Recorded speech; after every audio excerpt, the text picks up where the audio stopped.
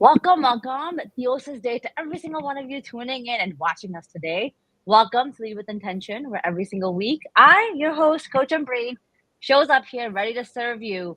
It's an honor to have crossed paths with you, to be here in this exact moment where you and I, know where you're watching from, are here together, prioritizing ourselves and hopefully learning a little bit more.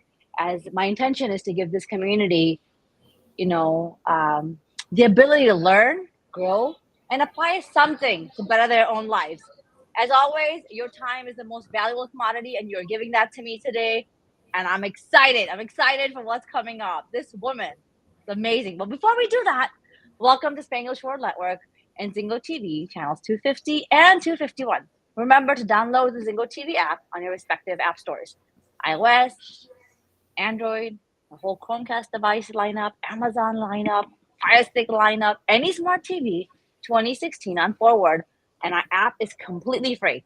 What does that mean to you? Download it, rate us, give us some review, tell us what we need to improve, but then also drop in some good nuggets and tell us what we're doing well for you because we're here, right now, through this app and this platform to just do one thing, and that's to serve you. Okay, so let's get started. We have an amazing, amazing guest for you today, Anna, who I literally met very recently. But she's somebody who was willing to raise her hand, and that's what I love. Be courageous. I'll try this new thing. So Anna is a world leader and expert on mindful parenting. You guys already know I love her because of those words that just came out of my mouth. Anna grew up with a mom who had severe schizophrenia.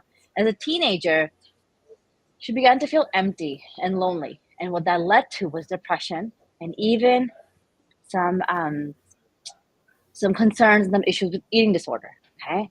And all of this led her to become the former vice president, and a family leader in NAMI. And NAMI is a National Alliance on Mental Health, which is the largest group that organizes this organization that helps affected people affected by mental illnesses. Okay. Not only just them, but also their family, which is how you can kind of see how Anna's like really taking her own life and striving and pushing for the intention and purposeful living. All right, which is what we love on this show. But before she became a mom, check this out. She's a pretty big deal. She was an international journalist, and she interviewed people like Steve Jobs and hung out with Bollywood, Hollywood stars like Steven Spielberg. Like, who doesn't want to do that? Carrie Fisher, Tom Cruise.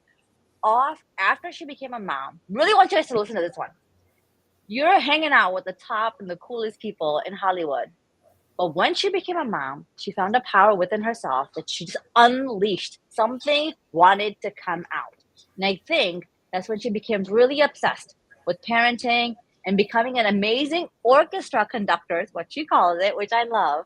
Anna believes that she's not special, which means what you're doing, what she's doing, you and I can do as well. And she believes that if you follow the method and if you really take her on as your coach, she can really start to take all these years of education and knowledge to serve you and help thousands and thousands of parents all across the globe. Welcome to the show, Ana Vega. Thank you so much. Thank you for having me. I'm so excited to be here. Wonderful. All right. So the way we like to start these conversations off is I would love for you to tell us something about yourself. Who are you and what is it that you do? Okay, I'm a parenting coach, and what I do really, when most of the families that are my clients have a child with some kind of challenge, like maybe they have defiance or ADHD, Mm, OCD, depression, anxiety, even autism, and or also one of the parents are dealing with a mental health issue like depression or anxiety. Like, for example, something like 70% of moms with children with autism suffer from depression themselves. So there's a lot of stress, there's a lot of burnout, and I come in and I help them. I've had families who have been with, let's say, a family therapy for a full year and nothing changes. And with my program, where I explain what I do. Within 3 weeks, there are already big changes happening. So that's all very right. exciting. Super. I love it. So tell me this. When you're talking about individuals who are going through some type of I guess, almost a mental disorder, but condition that is kind of outside what they want to feel and be. And you're saying that in just 3 weeks, they can start to feel a shift and a pivot. What are they feeling at that time? The parents themselves learn to observe themselves. I call it, the 4 domino pieces. So when you're dealing with a stressful situation with your child, what the first thing that happens is our bodies get tense. That's the first thing. So body sensations. Then that's the first domino piece. Then is an emotion. It comes up, and then a thought, a train of thoughts, a bunch of thoughts, and then the action, which is verbal action, saying something or doing something. So they learn to observe themselves like, wow, this is what my unconscious programming of the 4 domino pieces falling, like they fall one after the other. They never saw how they had no control over that. They don't choose to react the way they react with the children. They never just woke up one day and say, when my child is, being slow, putting on their shoes, I'm going to yell at them. They didn't choose that. And then later when they do, let's say yell at the child, later they feel guilty. And they're like, why did I do that? That's not me. Exactly. That wasn't you. It's not personal. You don't choose your even thoughts. You don't choose your actions. So when you're saying that, go ahead. Actually, please go. So they start. By the 3rd week, they start kind of like watching themselves slow motion, doing the same reactions, but observing them, and then they are able to stop themselves instead of being so impulsive. So when they change, they're the conductor of the orchestra. So if they conduct, with a lot of noise, the child who has the flute is gonna play, very loud music, right? So it's that's why I call it, the parents are the conductors and the children are the musicians. So what I'm hearing is you're saying that basically parents are leading with a role model mindset and by example, which is something that's like the core of my program as well. Yes. And it's this thing of now choosing your actions and your reaction versus just having it kind of go the way they've been doing it for a long time. Now, tell me a little bit more about this beautiful concept of being the conductor of an orchestra as a parent. Why did you come up with that, and what does that mean for you? I don't know how I came up with that. How I didn't choose the idea. Our ideas, we don't choose them. They just show up, right? So I don't know what I thought about. That's creativity, right? You don't know where it comes from, yes, that the parents themselves, poor things, they've been trying maybe for years to change their own behavior and the child, try to change the child's behavior. Everybody's frustrated. The sad thing is that parents themselves are the ones that many times, I don't know what the percentage is, a very, very high percentage, but the parents themselves are causing most of the problems. They're causing the child to develop depression. They cause the child to develop anxiety. And I did not do it on purpose, of course, not at all. But that's the the research. That's why so important. Like NAMI, parents to come and get educated. All the services in NAMI are free, and the courses and everything, and they learn what they were doing wrong. Which 100% of the people do everything wrong. 100% of the people do what is wrong. So by changing how they talk to the child, the expectations of the child, and the expectations of themselves, is this constant forgiveness. Constant forgiveness of yourself, forgiving your mind for thinking these thoughts, and forgiving your child for whatever they doing. It's this constant forgiveness of the imperfection of how we are. And yes, at the heart of everything is forgiveness, because we do not choose to be mean. Nobody wakes up in the morning. Nobody wakes up to have negative experiences. Nobody wakes up saying, I haven't been depressed in a while. I'm going to be depressed today. Nobody chooses that. Like, nobody wakes up saying, I'm going to be mean to my child this morning. Nobody chooses that.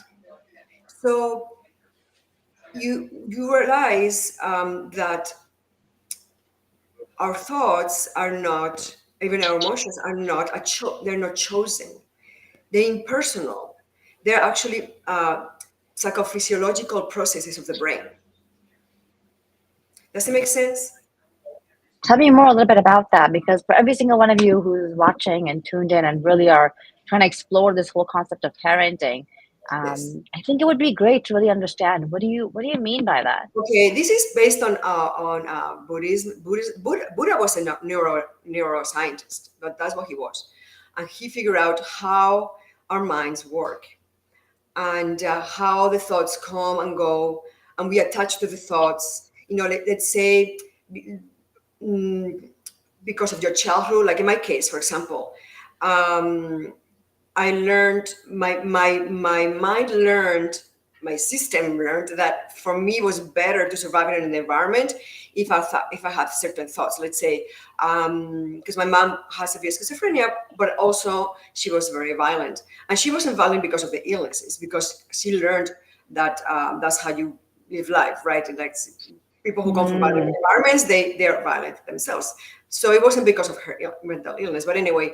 So I learned to be extremely quiet, extremely still, and not say anything. Don't ask for anything. Don't complain. Don't because it could mean that she would be getting very mad.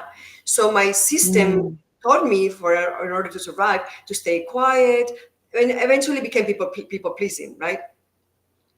So Okay. so I didn't choose my programming. I've been walking around like a robot with a program that I didn't choose.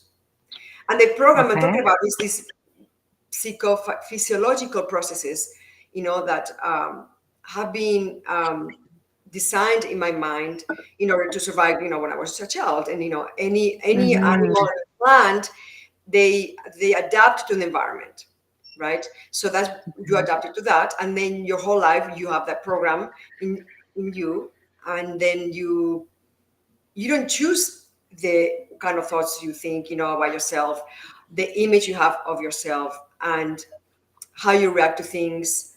For example, let's say we are in a restaurant and there's like a fight in the corner. It's very loud. Maybe we all our bodies would get tense. That's like an animal instinct. We get tense. Our muscles get tense. Mm-hmm. I would maybe suddenly I would just go under the table. Maybe you would run out the door. Somebody else would pee them their pants. Somebody would join the fight. Somebody would calmly approach Mm-hmm. and say, "Hey, so why the same? It's like this threat. Why so many different kinds of reactions? I don't choose my reaction to be to hide under the table. So it is realizing that when we are with your children, how you have been treating them, what you've been saying and thinking about them, you didn't choose any of that. You didn't understand that you were causing this problem. You didn't understand how your mind was thinking and why. You didn't understand why you were reacting the way you were. So you have to forgive yourself because you were not really responsible for the programming, that you had. And the programming comes not only from the family, but also the culture, right? So it is a parenting program, but people then apply the tools that they learn. They learn so many different tools everywhere in their lives. I mean, it changes their whole life, because they approach, themselves with infinite compassion and loving kindness, and also infinite compassion towards others, because they realize that other people, they're not really choosing the behaviors and the actions. Does it make sense? So it does. It does make sense. So what I hear you saying is you're kind of taking the pre-programming of these parents, right? Like the way that things were, and trying to make them understand that the change has to come within, so we don't pass this on to the next generation. Yes. When you're working with individuals, who are going through your program, and how do you allow them to break free and start to live into a new reality?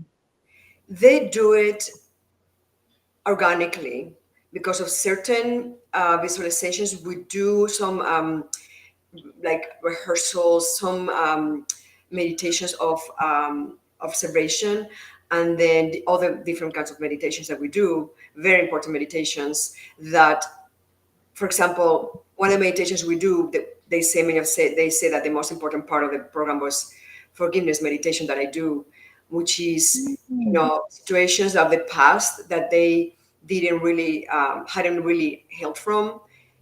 Within 15 minutes, they can heal from that. 15 minutes or 50? 15. It happened. It's amazing. 15. Yes, Okay, things that. so I've never done this before on the show. I'm just gonna lead with my heart like I always do. I actually want to ask you permission for a request. Yes. May I ask something of you?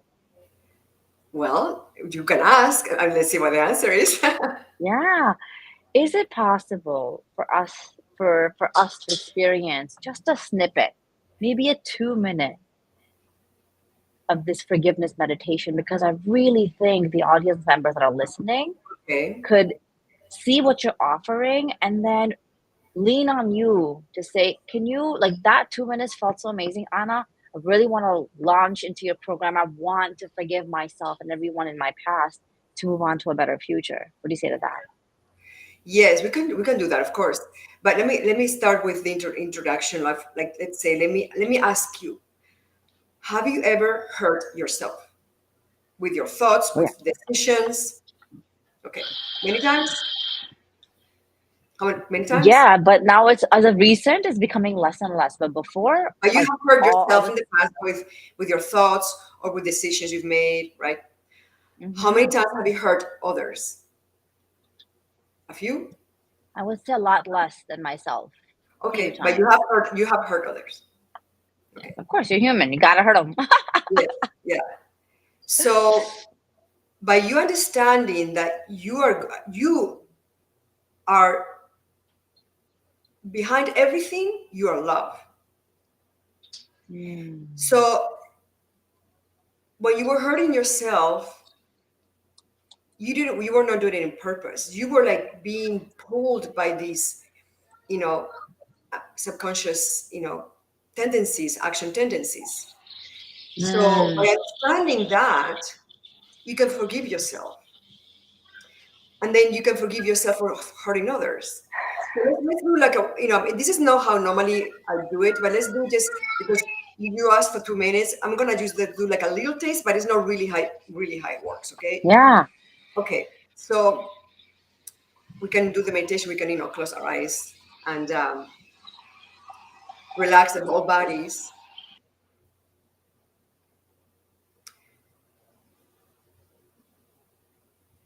from the top of the head to the feet. Relax everything.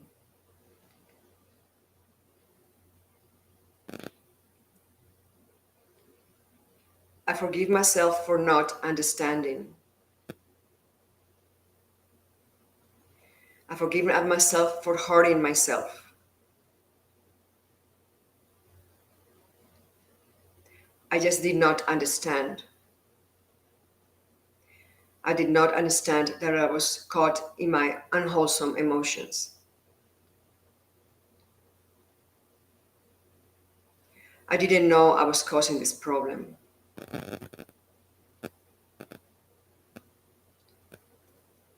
I forgive myself for hurting myself. I just did not understand.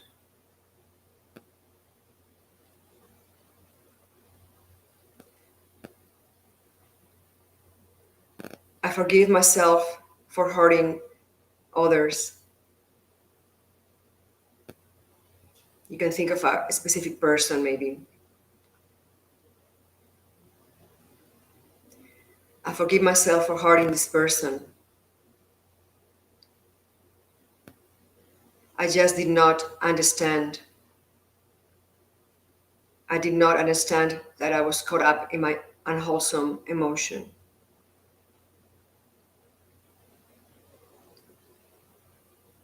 I didn't know I was causing this problem.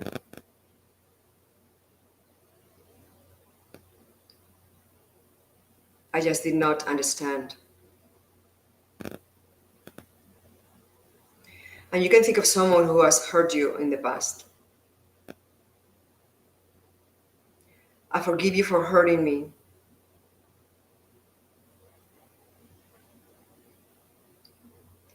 You just did not understand. You did not understand that you were caught in your unwholesome emotions.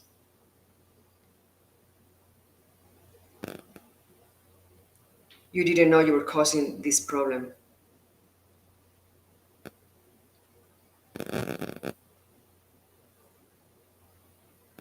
You just did not understand.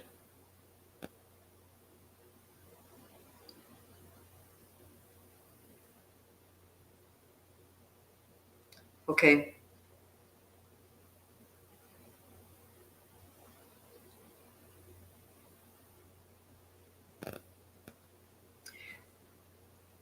So this is not normally how it is done. This is like a little taste.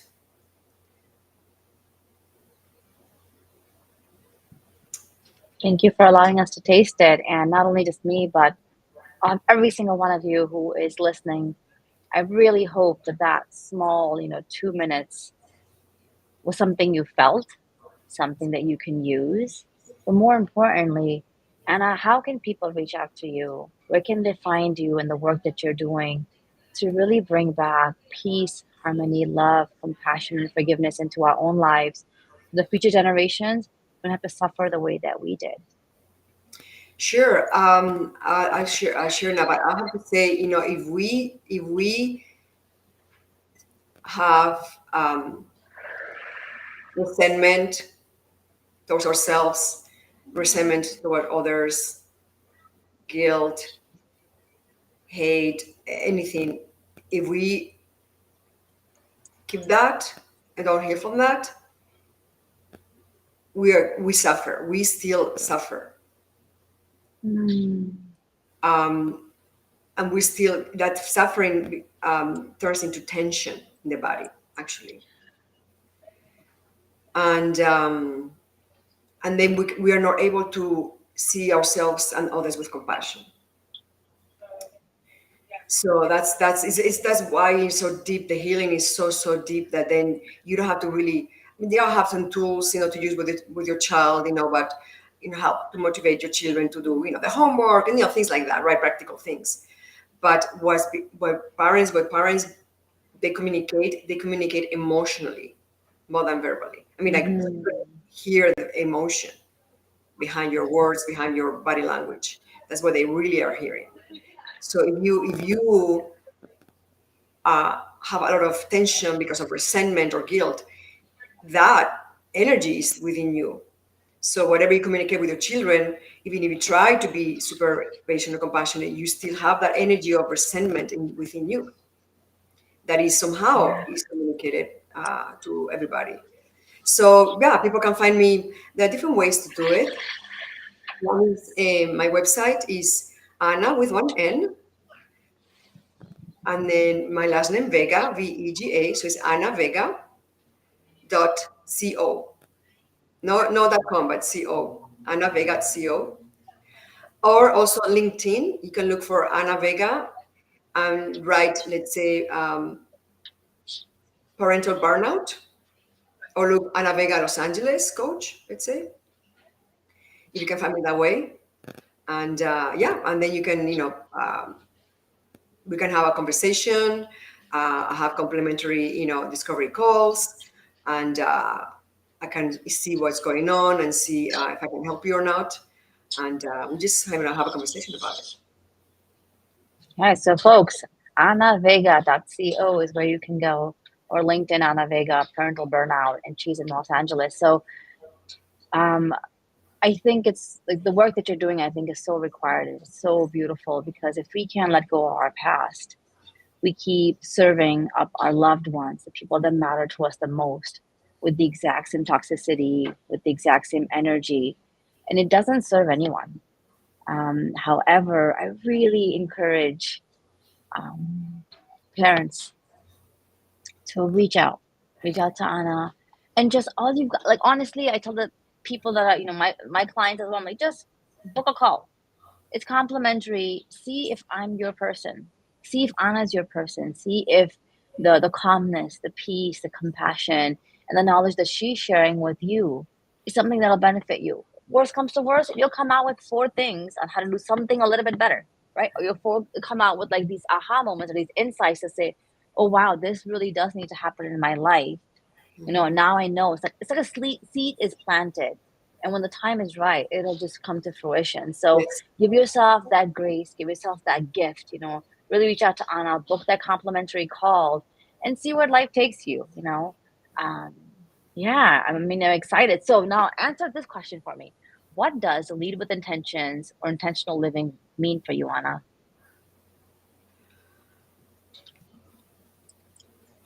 It means to live based on my values, and it is trying not to. Um, well, but first is to to be mindful. And mindfulness, people have an idea of mindfulness, what mindfulness is, and mindfulness really Mhm. is to remember how the mind moves from one thing to another. Okay. How the mind, what the mind is doing in this moment, and also living with my intention is to make choices and decisions that do not harm others, so that I try to make decisions or do things that are loving to myself and any Mm.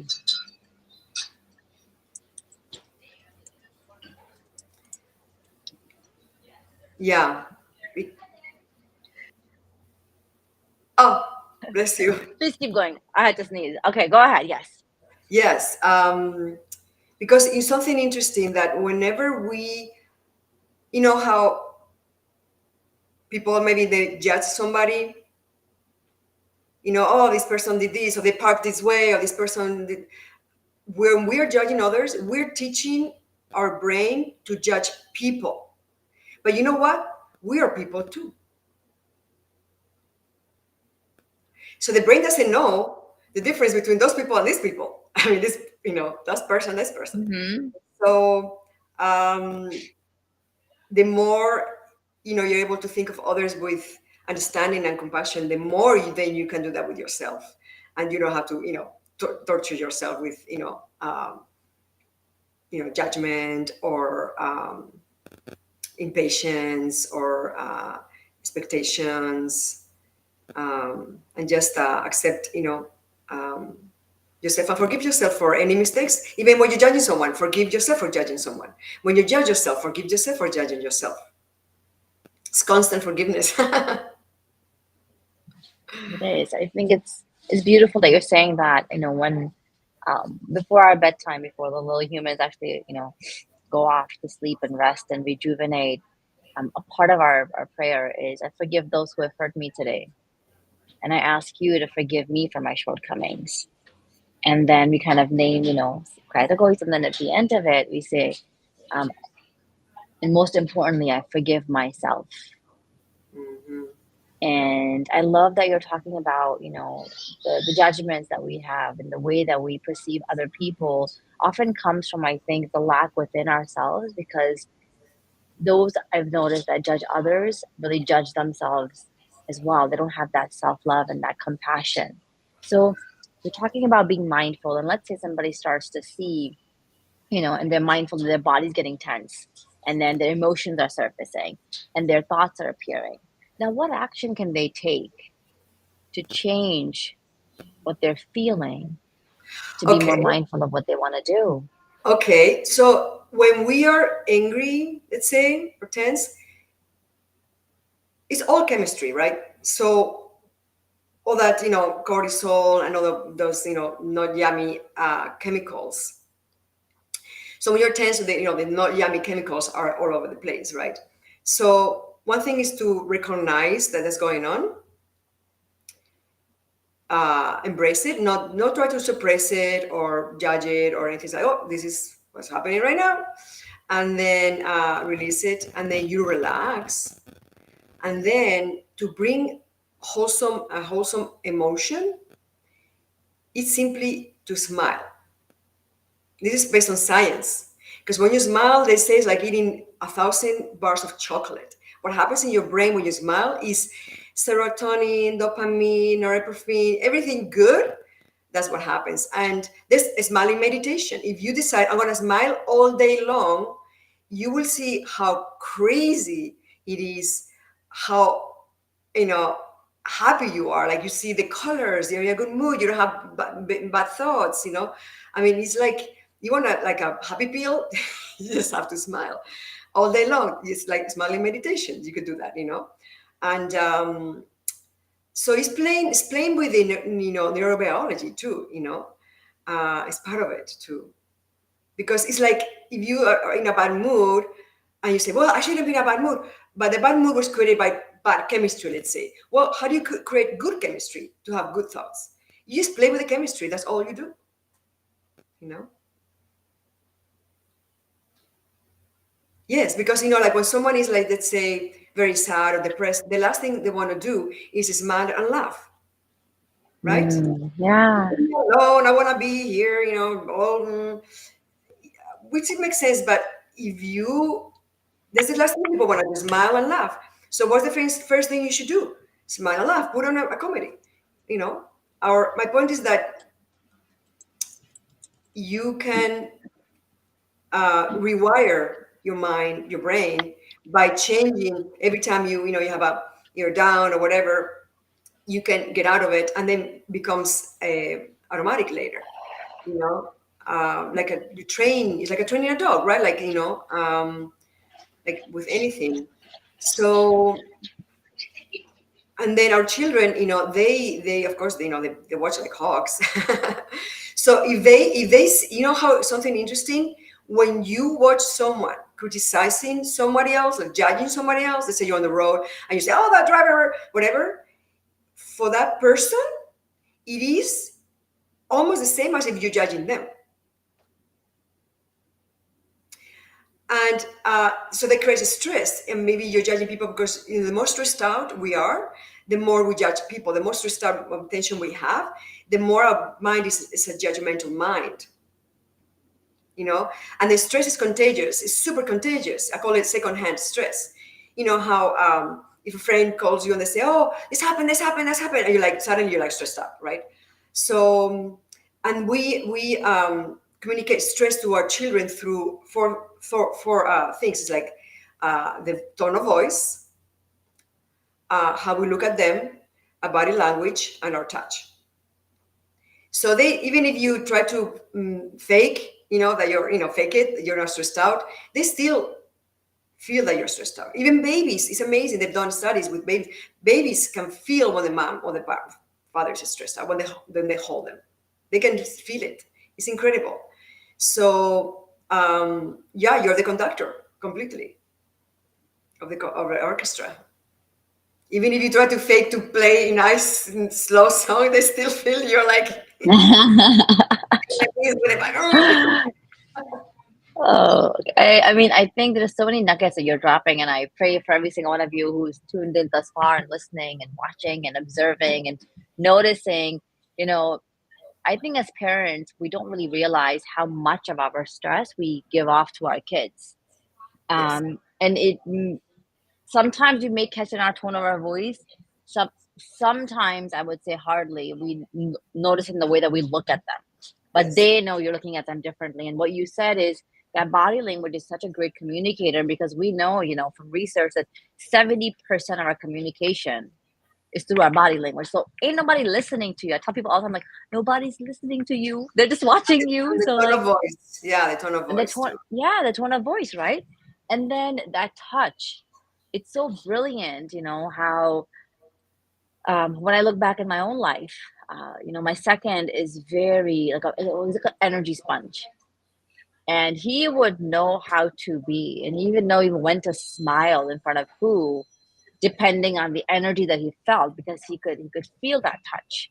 You know, he could feel the difference in the hug, or maybe in the high five, or even in the smile, because sometimes we fake our smiles and our kids can see right through it, but we think otherwise, you know. And I think it's so beautiful to say that there's so many ways that we as parents are giving something away to our children, and even to our partners, or even to our loved ones, you know, without even really taking notice of it. So I want to ask you, you know, I want to really ask you this. Can you share something with us that is, that will allow us to get to know your family dynamics and your family a little bit better, Anna? My family, my family of origin, or my family now. And anything that will allow us to tap into that unit of family. Well, my family of origin was chaotic. My mom had very severe mental illness. He was in and out of the hospital. My dad was, poor guy, man of his generation. There was so much emotional neglect, because now I understand it wasn't the problem. We were moving a lot because my dad's job. So we moved a lot. It's very chaotic. But if I had someone, at least one person that would give me emotional support, it would have made a huge, huge, huge difference. Because that's what matters, is the emotional support. If that's there, chaos can happen. But if you have that, you're fine. And then with my own child, I when he was born, I read every book you can read about child psychology and brain development, but I still had a long way to go, and I started learning more and more. But it is one of the, because nobody's perfect. I'm not perfect. And one of the biggest tools in the parents' toolkit, or I call it a superpower, because the superpowers is repair. Most parents don't know how to repair when there's a conflict, when there's a moment of whatever tension. And even if the child does something mean or whatever to a sibling, or to the parent, and the parent also did something bad or wrong or whatever, the parent, even if the child who was the first one to do something wrong, is the parent the one that always first has to go to apologize. Always first. And apologize the right way. Because if there's no apology, that moment stays as trauma in the body. There has to be repair always, with children, of course, with anybody. That's one of the biggest tools, because yes, everybody is going to make mistakes. Forgive yourself for making mistakes, and then go and repair. Now, why do you think, Anna, it's so important to be the first to apologize to your children? Because the child is not going to come to you. They don't feel empowered to do that. You have to be the one that is empowered, because when you know something interesting, when you apologize, your self-esteem gets better and their self-esteem gets better. Both people. It's magical. So you being the adult, the empowered one, supposedly, do it for your child, but do it like, oh my God, when I'm gonna apologize now, I'm gonna improve my self-esteem. Wow, that's like a gift to myself and a gift to my child. And that's why you have to be first. The child is not gonna do it. Children don't come to apologize. They feel ashamed. They feel ashamed. They feel guilty. They feel horrible. They feel like bad people. They don't have the tools. So you have to be the role model, right? The conductor. You have to be the one that teaches them, by you doing it. You're the model. You're the role model, always with everything. And let's say I'm gonna challenge that a little bit. Let's say there are parents who are listening and who are like, no, I'm not gonna always apologize, even if it's their mistake. They know how to say sorry. They know how to do it. They've been taught, they've been trained, they've been raised. And at the age of 14, I'm not expecting to say sorry for the things that they're doing wrong, knowing that they are. How do you bring back that concept of? Go ahead. Give me an example. Sure. So the parent says, you know what, your room's not clean, and I've asked you twice this week. So I'm expecting you to do it right now before you go out to play. And the kid gets mad. They bang the door shut. And like, God, she's such a control freak. She always wants me to do it. She wants me to do it. Everything has to be perfect. It has to be clean. And like it goes on. Now, clearly, The parent is like, well, I was composed and I really thought through my words and I didn't react. Oh, you did How do nothing you wrong. have, You did nothing wrong, you're saying. yeah, as a parent, you're just like, Okay. Okay. or as a, yeah, No, I was saying like let's say conflict and both people do some say it's, you yell or you do something wrong. Right? In that case, then yes, you will be the one you will be the first one to apologize. But in this case, you did nothing wrong. You were just making a request, right? And they have a bad reaction. I call it stress reaction. Children stress behave. We stress behave. You know, they don't misbehave. They stress behave. So in that case, then you have to what a tool that I use that I put together that I call two hearts boundaries. So you're gonna take care of your heart. You're going to take care of their heart and your heart when you set boundaries. So the first thing is you're gonna take care of their heart by being empathetic. You're gonna say, "I understand you are frustrated because you want to play inside or whatever, whatever. I understand that you didn't want to do this. I understand that you were angry because of this." Okay. When you are empathetic, you bring the wall down, and they're gonna be able to listen. And then you become vulnerable, and you say, and you take care of your heart because your heart is important too. When you talk to me like that, in that tone of voice, it hurt. I know your intention was not to hurt me, but it hurt. So you're teaching them how to be empathetic, you're teaching them how to be vulnerable, and then you set the boundary. And you say, please, next time, because when a child makes a mistake, they feel like a failure. So if you give them the chance to be successful in the future, they're gonna feel so much more like it's a relief. You say, please, in the future or next time, talk to me this way or ask me this way. Or you can say, okay, next time, let's come up together with a plan. What do you think we should do in the future? So it's a team effort to avoid or to prevent the same thing from happening in the future.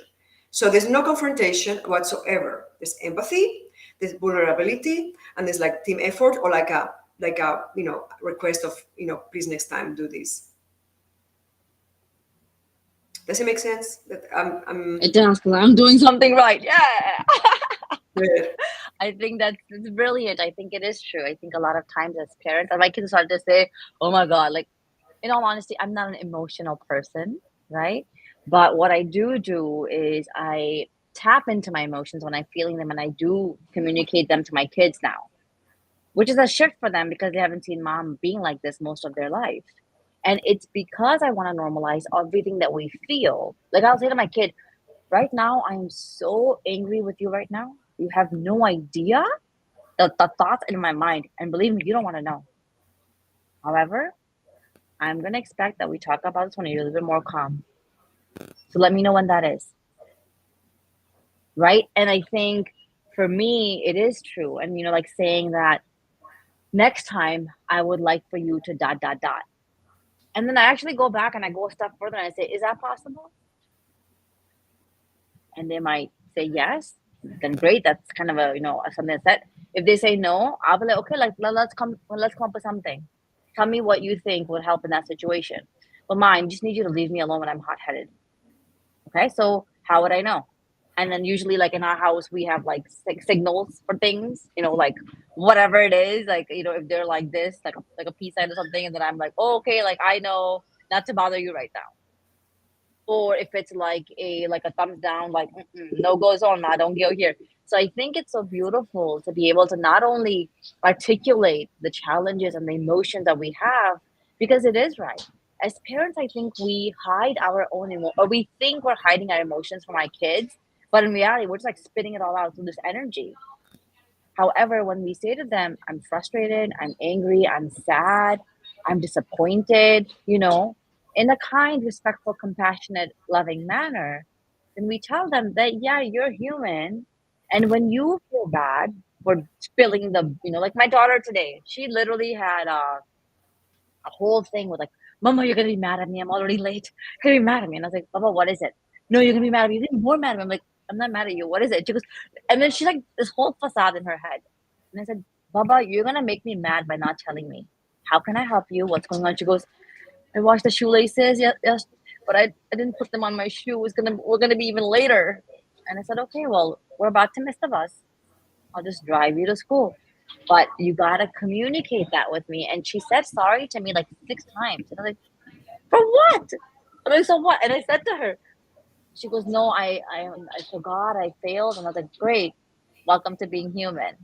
So I love this concept of not only leading, but normalizing emotions for our children. Can you let us know, Anna, because you are a family driven coach, and this will probably be the last question, even though I really want to keep going. Please share something, that in your own home is a challenge that you're working to overcome. As a parent or just as a person? I mean, How is as a parent? Let's dive into that because you are a parent coach. mm-hmm. Good question. Not take personally anything.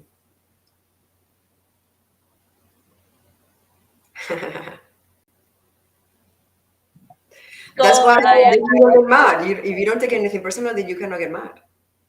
Yeah. Because it's not about you. One of the four agreements. Yeah. Take nothing personally. I love it. And we talked about this extensively in my own group coaching. So I love how you're reminding me of exactly what I need to be reminded of. Okay. When you say that, like kind of drop in a little bit of why it's important not to take things personally so our audience and our viewers can actually start to practice that a little bit more. Do you remember when we were talking about forgiveness, how you have hurt yourself different times, how you have hurt others, but it wasn't really you. It wasn't the real you doing that. So when people do or say things to you that are mean or hurtful, you realize that it's not them. They don't choose that. Same way you really didn't choose to hurt your child when you did or say something mean. It wasn't a choice. So whenever they're doing something that it could be mean to you, they're not really choosing that. They're caught up in their own unwholesome emotion. By unwholesome emotion, I mean non-harmonious emotion, non-loving emotion. Yeah. They're caught up in that. They're like in a trance. You know how when you have hurt others, you lost your patience, you're like in a trance. It's not you. It's not really you. You like being possessed by your emotions. Because later, you're like, wow, that wasn't really, that's not me. That's not, it's true. It's not you, we get possessed by our emotions. And then you do and say things that are not really, don't come from you. Where do they come from? They don't come from you because way behind everything is your love, Like that disconnect between the soul and the mind is when you're talking about, and for those of you who are listening, the you is that the authentic real you is that spirit, that soul. Yes. And when Anna's saying it's not you, it's basically the programming of this world and this mind and your experience that's kind of leading you to do this. So I think that's a beautiful place to hopefully end for this time, and then of course we can have a lot more of these. So got this amazing ritual on the show. It's called an intentional wrap up, or the rapid fire questions. So I'll ask you a set of questions, just one word answers or one sentence answers to kind of just make it super quick. Ready? Okay, great. Look at it, she's setting all up, right? She's like, I'm ready for this. Okay. What do you want to leave behind for the world, Anna? Joyful hearts. Okay. How will you know that you've led an intentional life? When I live with this joy in my heart. If you could create one law that everyone had to follow, what would that law be? Don't take anything personal. I love it. What is one lesson? I know there are many of them. What's one lesson that you think is worthy of sharing, which has made you who you are today? One lesson. Forgiveness is the answer to everything. Okay. And the last one here for you. What is the key to a healthy relationship?